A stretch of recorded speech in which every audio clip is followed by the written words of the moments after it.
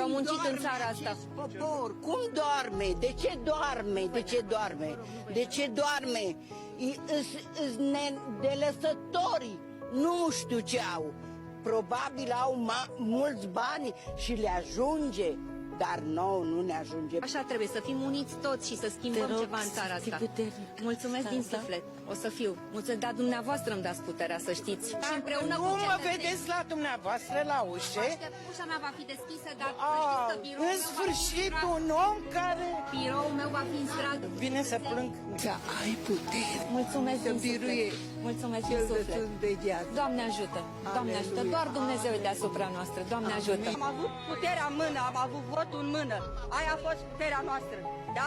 Trebuia atunci toți, nu acum să ieșim în stradă. După ce ai avut puterea în mână, te-ai lăsat manipulat, te-ai lăsat, acum degeaba, e prea târziu. Vedeți? Asta e marea problemă.